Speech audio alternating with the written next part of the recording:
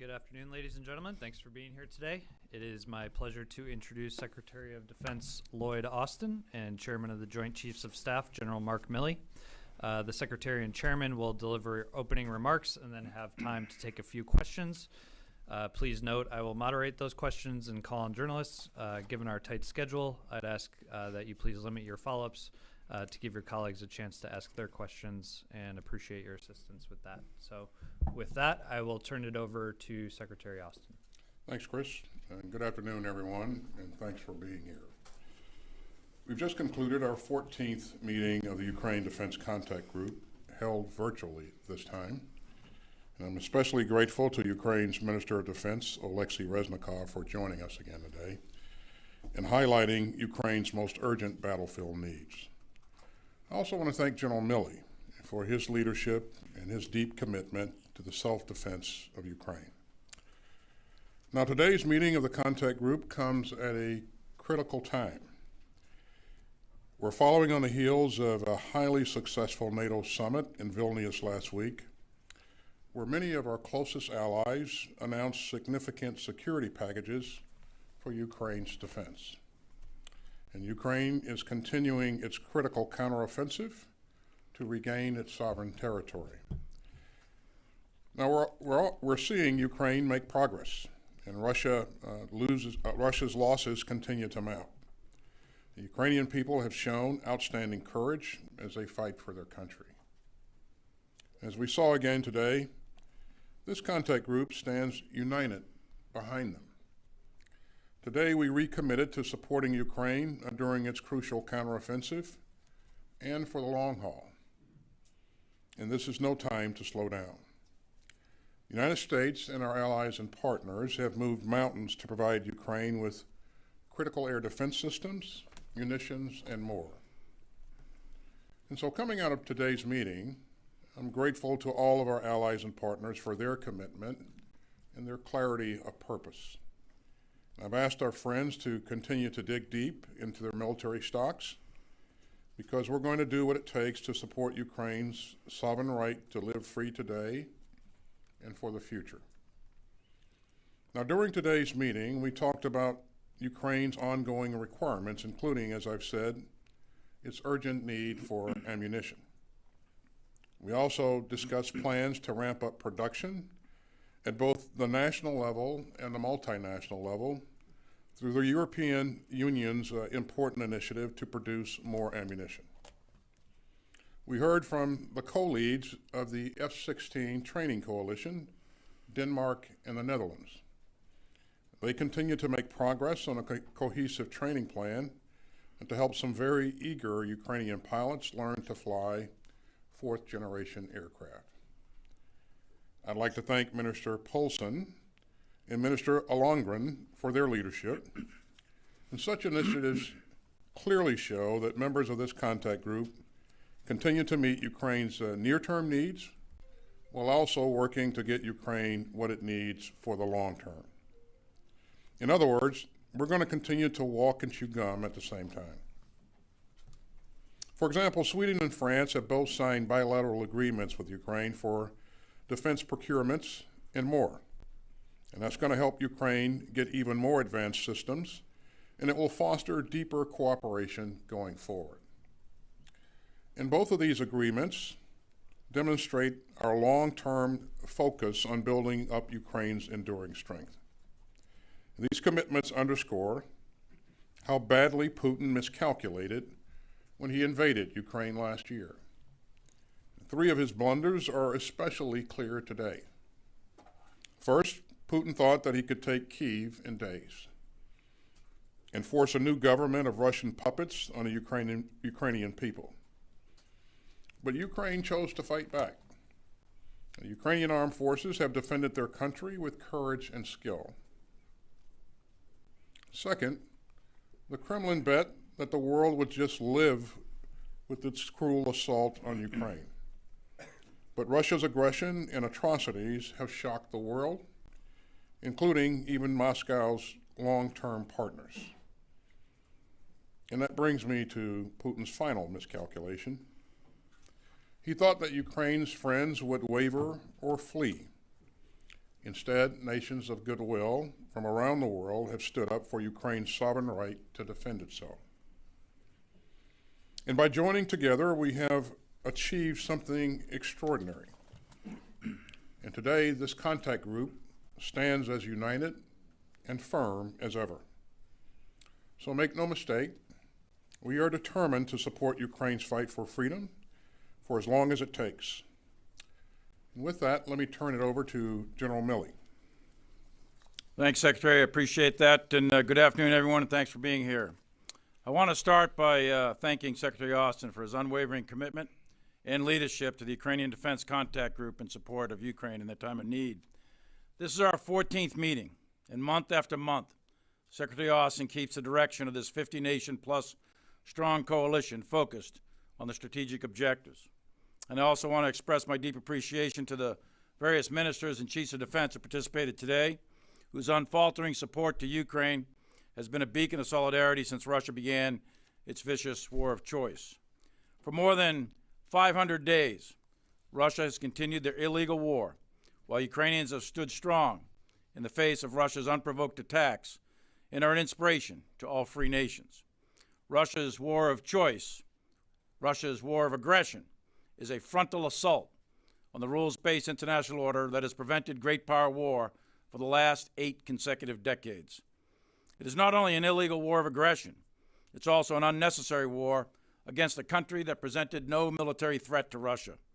An unnecessary, unjust, illegal war of aggression for more than 500 days. And yet, the Ukrainian people have demonstrated their extraordinary determination to remain free, a freedom they have known for the last 30 years. They fight with grit and tenacity, exhibiting a profound spirit of resistance and resilience. As Ukraine continues its counteroffensive, we are reminded that real war is not war on paper. Real war is unpredictable. It's filled with fear and fog and friction. Real war is brutal.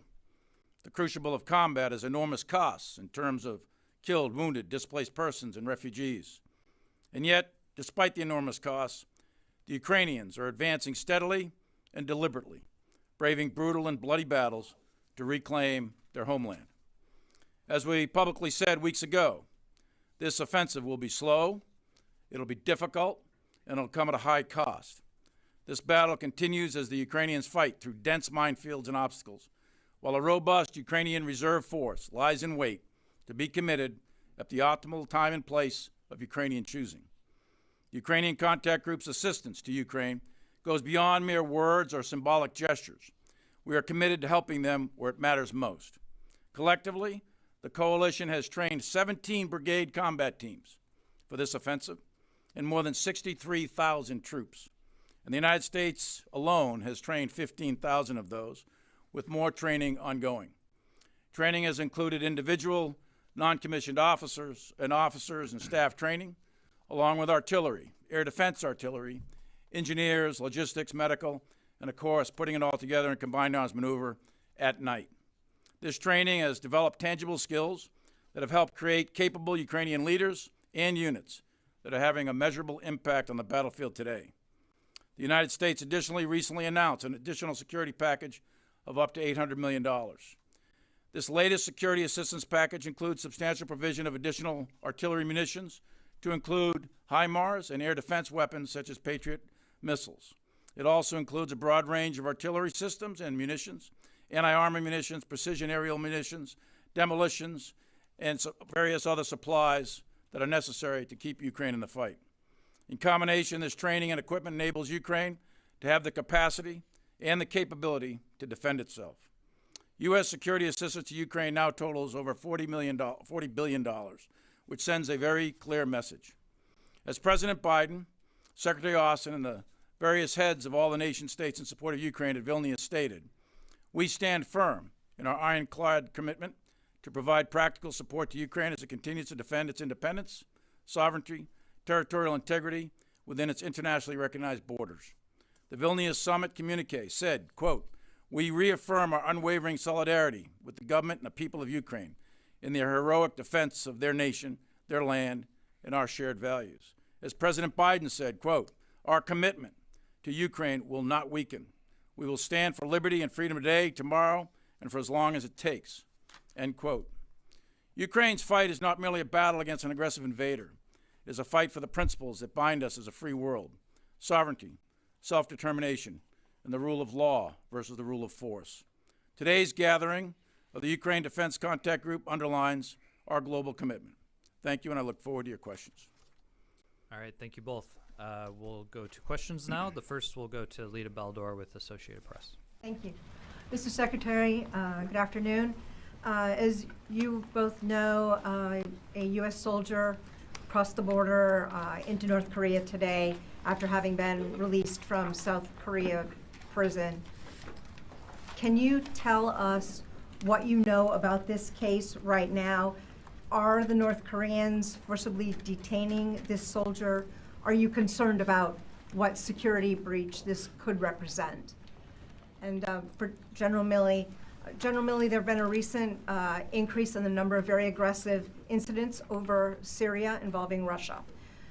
What do you think has caused this? Is this a result, do you think, of the Ukraine war, pressure on Russia? And does the U.S. need to send more assets to that area? Well, thanks, Lita. Good afternoon. Yeah, what I can confirm, and I would say up front that we're very early in this event, and so there's a lot that we're still trying to learn. But what we do know is that one of our service members who was on a tour willfully and without authorization crossed the military demarcation line. We believe that he is in the BRK custody. And so we're closely monitoring and investigating the situation and working to notify the soldiers next of kin and engaging to address this incident. In terms of my concerns, I'm absolutely foremost concerned about the welfare of our troop. And so we will remain focused on this, and again, this will develop in the next several days and hours, and we'll keep you posted. So. And later on the Syria piece, there is a bit of an uptick, but I wouldn't overstate it too much. I think that our forces have adequate rules of engagement and authorities provided to defend themselves. And the second thing is we have a deconfliction channel. I think you're aware of that. We have a deconfliction channel that CENTCOM operates on a day-to-day basis in order to prevent any sort of incident or escalation. We're monitoring it very closely. As to the reason why the little bit of an uptick, I'm not really certain. We've got analysts trying to figure that out. I don't know if it's connected to Ukraine or not. Right now, there's nothing to suggest that it is. But we are adequately protected, and our focus is always on our own force protection. Does the U.S. need to put more forces in that region, considering a lot have been shifted to Asia? We've got adequate capabilities to defend ourselves. All right, thank you. Second question will go to Idris Ali with Reuters. Thank you.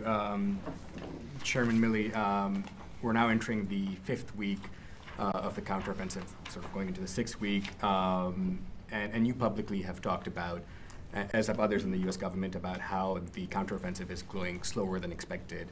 I appreciate the realities of the front lines, the mines, and the situation there, but has the counteroffensive stalled, and how is this not a failure so far? And Secretary Austin, you talked about the alliance and the contact group being together, but publicly there seems to be a bit of fraying. Defense Minister Wallace last week said that he had told his Ukrainian counterparts that, quote unquote, we are not Amazon, and that they should show some appreciation. Do you agree with the sentiments that Secretary Wallace expressed? And what exactly do the Ukrainians need to sort of break the front lines in the security zone and make the progress that you had expected them to make? Well, first, thanks, Idris. And I'll answer first, and then the chairman can chime in. You know, we're just back from the summit in Vilnius, and what I witnessed in Vilnius was indeed unity and cohesion. In every meeting that I sat in, and so it's the same thing that I witnessed today as I talked to ministers of defense and chiefs of defense. That unity is still there. There's no question that we have provided Ukraine a lot. We, the international coalition, Ukraine is in a fight, and we have to remember that when you're in a fight, you want everything that you can get your hands on, and so that's to be expected. Ben Wallace and I have worked along with coalition partners over the last year or so on this particular issue, and Ben has done a lot to enable and to help the Ukrainian military, and so he's been a great partner. But again, I continue to see unity and cohesion. I continue to hear ministers say that we're going to support Ukraine for as long as it takes. And I heard their leaders say the same thing in Vilnius last week. This is it's about much more than just Ukraine. This is about the rules-based international order. And I think people realize that. People around the globe realize that. And, it's about the ability of a country to protect its sovereign territory. And so there is an interest across the globe, around the globe, to ensure that Ukraine can be successful in defending its sovereign territory. So I would say a couple things. First of all, the Russians have had several months to put in a very complex defense in depth, a linear defense in depth. It's not quite connected trench lines like World War I, but it's not dissimilar from that either. Lots of complex minefields, dragon's teeth, barbed wire, trenches, etc. They've got a very extensive security zone in depth, and then they've got at least 2, perhaps even 3 main defensive belts. So they've had a long time to prepare that. Now, they suffered a lot of casualties, the Russians did, to date. So they've also done that mobilization, from months ago. So the troops that are manning those Russian lines are poorly trained, poorly equipped. Their sustainment logistics is not high. The morale is low. And now recently, because of the Prigozhin mutiny, the command and control apparatus at the strategic level is certainly confusing at best and probably challenging in many, many other ways. At the operational and tactical level, they've had significant casualties among their officer corps. But in addition to that, the recent events of Prigozhin has also led to, and you're reporting it in the media, about various folks being replaced. So the Russian situation is not very good, even though they've been fighting a fight because of the minefields. What the Ukrainians have, though, is a significant amount of combat power not yet committed. And I will not say what's going to happen in the future, because that's going to be a Ukrainian decision as to where and when they commit their reserve, etc. Right now, they are preserving their combat power, and they are slowly and deliberately and steadily working their way through all these minefields. And it's a tough fight. It's a very difficult fight. It started about 5 or 6 weeks ago, and the various war games that were done ahead of time have predicted certain levels of advance, and that has slowed down. Why? Because that's the difference between war on paper and real war. These are real people in real machines that are out there really clearing real minefields, and they're really dying. So when that happens, units tend to slow down, and that's rightly so, in order to survive, in order to get through these minefields. So they're working their way through it. It is far from a failure, in my view. I think that it's way too early to make that kind of call. I think there's a lot of fighting left to go, and I'll stay with what we've said before. This is going to be long, it's going to be hard, it's going to be bloody, and at the end of the day, we'll see where the Ukrainians end up vis-a-vis the Russians. And Idris, let me just tag on to what the chairman said. I absolutely agree with everything the chairman said. But I would remind you that this is not over. We continue to generate combat power, training and equipping 3 brigades in Germany right now, and there's other training ongoing around the region, as the chairman pointed out earlier. Countries continue to provide platforms. We talked about the additional Leopards and infantry fighting vehicles that are on the horizon, as well as artillery pieces. And so we're going to continue to generate combat power. We're going to continue to push in additional Bradley fighting vehicles and also Strykers and artillery pieces, and you heard the chairman mention that earlier. So our work continues, and we're going to do everything we can to make sure that Ukrainians can be successful. All right, thank you. Third question will go to Missy Ryan at the Washington Post.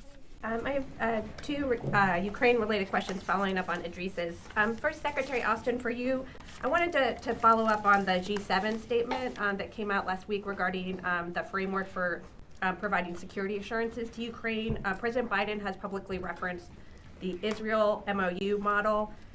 Do you believe that, is there a possibility that the United States could help Ukraine achieve or secure some sort of parallel qualitative military edge, or could the United States provide a mutual defense agreement to Ukraine as part of that security assurance? And do you expect that it's politically feasible to have the kind of agreement that we have with Israel for Ukraine?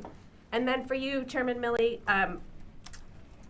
Ukrainian military leaders have said how grateful they are for U.S. support, but at the same time, the various leaders, including General Zaluzhny, who you talk to regularly, have said that they don't think it's reasonable for the United States to be, for Ukraine, to be conducting this kind of major offensive, and especially do combined arms maneuvers without the ability to have greater air power and provide air support to the troops. And they say, NATO would never dream of asking its forces to do that, even given the Russian air defense system that's there. What is your response to that? And can you help us sort of walk us through your thinking about why Ukraine is able and should be able to conduct this offensive without the greater air power that some of the Ukrainian leaders are asking for? Thank you. Thanks, Missy. I counted about 12 questions, but we'll do our best to get to. First, on the agreement with Ukraine, we can expect, and you saw evidence of this with the G7 announcement at the end of the Vilnius summit, we can expect that countries will execute bilateral agreements with Ukraine going forward, and certainly we will as well. And that's a work in progress. But I would tell you, our part of that, the chairman and I are focused on not only making sure that Ukraine has what it needs to be successful today, but we also have to make sure that they have a capability to defend themselves in the future and to deter aggression in the future. So while we're doing what's necessary to make sure that they can be successful today, we're also going to have to work with allies and partners to build a future force. And so that's a hard work that's got to happen. And right now we're kind of at that point where we're doing both simultaneously. So you see that in some cases we've invested in some things that because they have to be produced, they won't materialize until a couple of months down the road, or in some cases a year down the road. But those kinds of things help provide the capability that Ukraine is going to need in the future. So the core of any agreement will be their ability to defend themselves and deter aggression. They've got to have the combat power to do that, and that's what we're focused on. And then around that, the bilateral agreement will certainly be formed. And this is going to have to be work that nations take on together, not one nation alone. And so I look forward to working with my colleagues and working with state and other foreign ministers to develop the way ahead for Ukraine. So Missy, I offered two things. One is, what's the military problem to solve here with the air power? And it's control of the airspace. And you can do that two ways. You can do that air to air, or you can do that from the ground to the air. In terms of the most effective and efficient and cost-effective way to do that right now for the Ukrainians is from ground to air, through air defense systems. And that's what they've been provided from the beginning of this war till now. And that's important because what you want to do is protect those assault forces from Russian close air support and or attack helicopter support. And they've got air defense systems, the Ukrainians do, that can do that. The casualties that the Ukrainians are suffering on this offensive are not so much from Russian air power, they're from minefields. Minefields that are covered with direct fire from anti-tank hunter killer teams, that sort of thing. So it's minefields. So the problem to solve is minefields, not the air piece right this minute. And that's what the coalition is trying to provide them: additional mine clearing, MICLICs, line charges, Bangalores, that sort of thing, in order to continue to work their way through the minefields. So I'm confident that they can do this, and especially if they execute the tactics, techniques, and procedures that they've been taught, which they are doing, and execute these operations at night, which would deny the Russians the ability to use any of their air power anyway. So the real problem is the minefields. It's not right now the air power. Now, having said that, just do a quick math drill here. 10 F-16s are $2 billion. So the Russians have hundreds of fourth and fifth generation airframes. So if they're going to try to match the Russians 1 for 1 or even 2 to 1, you're talking about a large number of aircraft. That's going to take years to train the pilots, years to do the maintenance and sustainment, years to generate that degree of financial support to do that. You're talking way more billions of dollars than has already been generated. So the key thing is to focus on air defense, focus on the blocking and tackling sort of offensive combined arms maneuver, which is artillery, and both long-range and short-range artillery, and then get in your engineers and your mine-breaching equipment. That's the kind of stuff they need. That's what they want. That's what they're asking for. When I talk to Zaluzny, that's what he's asking for. So, Final question will go to Jennifer Griffin with Fox News. Defense Secretary Austin, I'd like to ask you about Senator Tuberville's hold on military nominations. Are you prepared to meet him halfway? And isn't the current policy in violation of the spirit of the Hyde Amendment, even if technically you're not paying for abortions, you're paying for travel for potential abortions? And General Milley, you say that you have enough assets in the Middle East to counter Russia, to deter Russia, but last week Russian planes loitered over the Atanf base where U.S. military personnel are based, and just today, almost daily, they are countering U.S. military aircraft, including a manned aircraft today. Why can't you deter Russia in the Middle East? well, go ahead, Secretary, you can answer the first one. I'll take the second one. Thanks, Chairman. What do you do, Jen? Jennifer, I think we have to keep things in perspective. 1 in 5 of my troops, our troops, are women. They don't get a chance to pick where they're assigned. They're serving their country. They're sacrificing each and every day. And they deserve, in my view, and in the view of our leadership, they deserve to have access to non-covered reproductive health care. And that's what this policy does. It focuses on health care, non-reproductive health care, which includes other things like IVF and some other things. So it's important that that our troops, our women, understand that we care about them, that we understand that they don't get a chance to choose where they're assigned, and so this policy helps them maintain access to that health care. The importance, the health and welfare of my troops is really, really important to me, and we're going to continue to do what's necessary to ensure that they have that access.